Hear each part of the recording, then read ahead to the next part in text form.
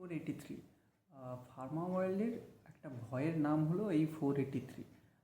এবার এই 483 কী সেটা নিয়ে আজকে আমার ভিডিওর টপিক। তো হাই ফ্রেন্ডস, আমি মৈনাক। চলো শুরু করি। 483 কী?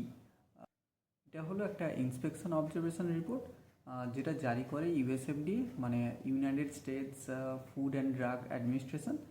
যখন এফডিএ ইন্সপেক্টর মনে করেন যে কোম্পানিতে সিজিএমপি বা current good manufacturing practice follow হচ্ছে না ঠিকঠাক করে, সেক্ষেত্রে সেই অবজারভেশনগুলো একটা ফর্মে লেখা হয়, যেটাই হলো এই 483।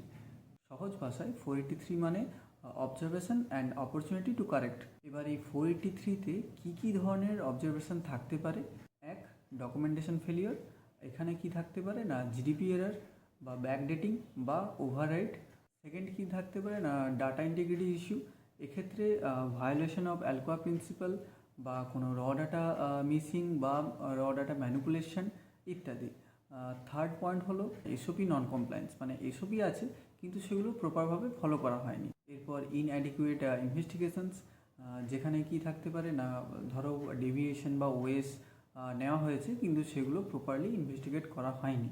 তারপর ভ্যালিডেশন গ্যাপ, যেখানে প্রসেস ক্লিনিং অথবা অ্যানালিটিক্যাল মেথড ঠিকঠাক করে ভ্যালিডেট করা হয়নি, সেগুলো এই অবজারভেশনের আন্ডারে আসতে পারে। এবার এই 483 কি খুব সিরিয়াস?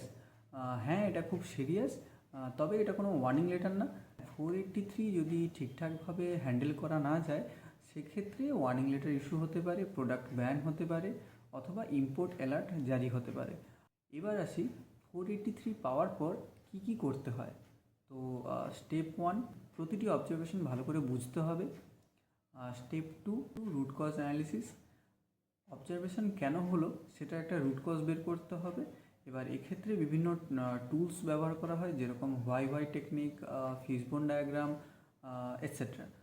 স্টেপ 3, আমাদের কাপা প্ল্যান করতে হবে, প্রপারভাবে corrective action and preventive action with হবে উইথ টাইম লাইন।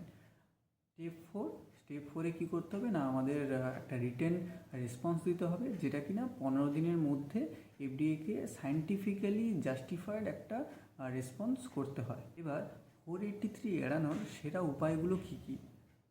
প্রথম, গুড ডকুমেন্টেশন প্র্যাকটিস। সেকেন্ড হচ্ছে র্যান্ডাম অডিট বা regular internal audit. DI training, quality mindset রাখতে হবে আমাদের। সবশেষে এফডিএ 483 কোনো শাস্তি না, এটা বরং একটা সতর্ক সংকেত। যে কোম্পানিগুলো এফডিএ 483-কে যতটা গুরুত্ব দেবে, সেই কোম্পানির কোয়ালিটি সিস্টেম কিন্তু ততটাই ইমপ্রুভ হবে। এই হলো 483 কনসেপ্ট। তো আশা করি আমি কিছুটা হলেও বোঝাতে পেরেছি। আজকের মতো ভিডিওটা আমি এখানেই শেষ করছি। চলো, টাটা।